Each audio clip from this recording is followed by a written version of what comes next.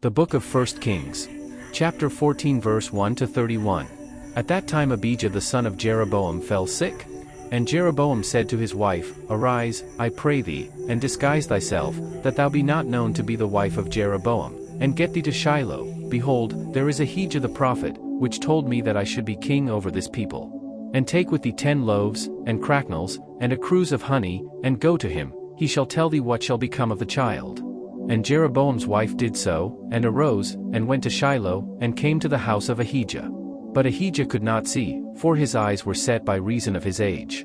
And the Lord said unto Ahijah, Behold, the wife of Jeroboam cometh to ask a thing of thee for her son, for he is sick. Thus and thus shalt thou say unto her, for it shall be, when she cometh in, that she shall feign herself to be another woman. And it was so, when Ahijah heard the sound of her feet, as she came in at the door, that he said, Come in, thou wife of Jeroboam, why feignest thou thyself to be another? For I am sent to thee with heavy tidings.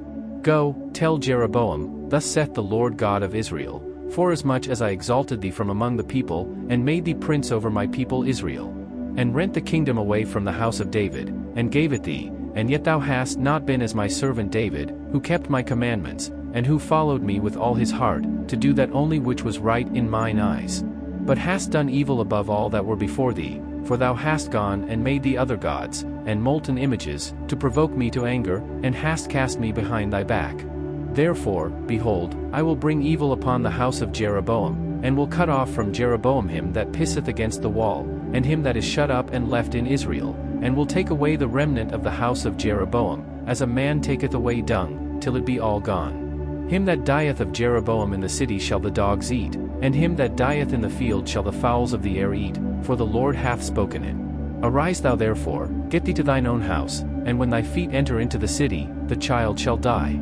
And all Israel shall mourn for him, and bury him, for he only of Jeroboam shall come to the grave, because in him there is found some good thing toward the Lord God of Israel in the house of Jeroboam.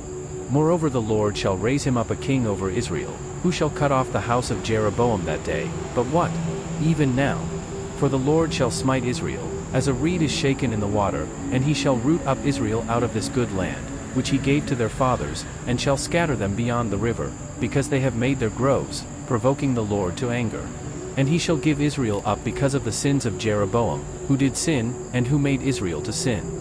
And Jeroboam's wife arose, and departed, and came to Tirzah, and when she came to the threshold of the door, the child died. And they buried him, and all Israel mourned for him, according to the word of the Lord, which he spake by the hand of his servant Ahijah the prophet. And the rest of the acts of Jeroboam, how he warred, and how he reigned, behold, they are written in the book of the chronicles of the kings of Israel. And the days which Jeroboam reigned were 22 years, and he slept with his fathers, and Nadab his son reigned in his stead. And Rehoboam the son of Solomon reigned in Judah. Rehoboam was 41 years old when he began to reign, and he reigned 17 years in Jerusalem, the city which the Lord did choose out of all the tribes of Israel, to put his name there. And his mother's name was Naamah an Ammonitess.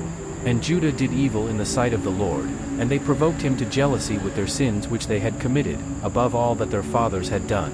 For they also built them high places, and images, and groves, on every high hill, and under every green tree.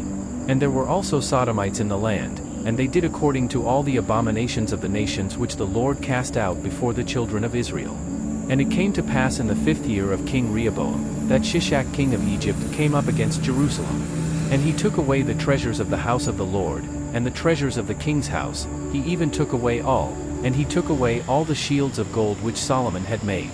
And King Rehoboam made in their stead brassen shields, and committed them unto the hands of the chief of the guard, which kept the door of the king's house. And it was so, when the king went into the house of the Lord, that the guard bare them, and brought them back into the guard chamber. Now the rest of the acts of Rehoboam, and all that he did, are they not written in the book of the chronicles of the kings of Judah? And there was war between Rehoboam and Jeroboam all their days.